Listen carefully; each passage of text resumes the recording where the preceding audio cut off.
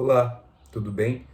Meu nome é Igor Oliveira Cabral, eu sou acadêmico do terceiro ano do curso de Direito pela Universidade Paranaense.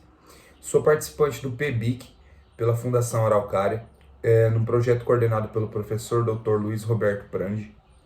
E o tema do meu trabalho é a indispensabilidade do advogado para a administração da justiça e o procedimento administrativo quando realizadas infrações éticas.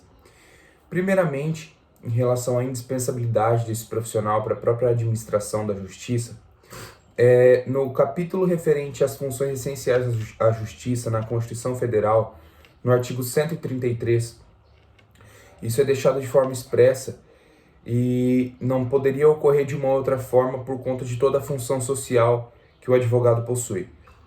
A justiça, ela tem de ser uma forma de suavizar as desigualdades que existem no contexto social.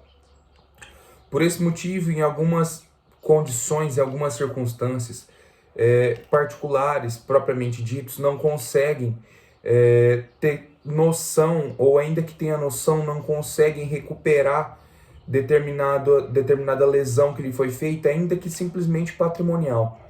E nesse sentido é que se faz necessário, que se faz imprescindível, por verdade, a atuação do advogado para que ele garanta a parte que lhe seja assegurada todos os seus direitos diante do caso concreto.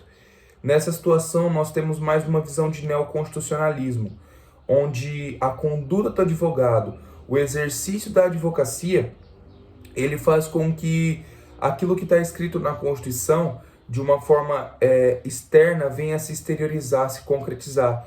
E por essa posição tem se adotado aquilo que se chama de neoconstitucionalismo, ou constitucionalismo pós-positivismo, analisando, portanto, um aspecto mais filosófico.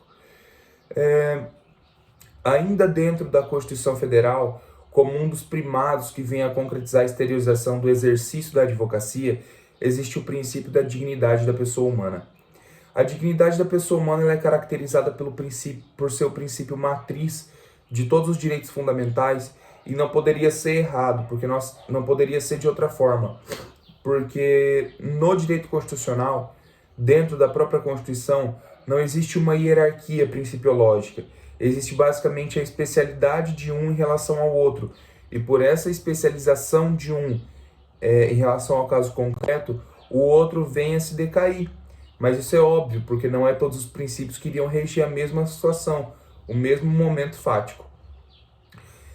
A justiça ela é um instrumento do Estado também, como dito, para suavizar as desigualdades, e o advogado ele entra nesse plano concreto, objetivando concretizar esse aspecto simplesmente instrumental e substancial que existe no conceito de justiça.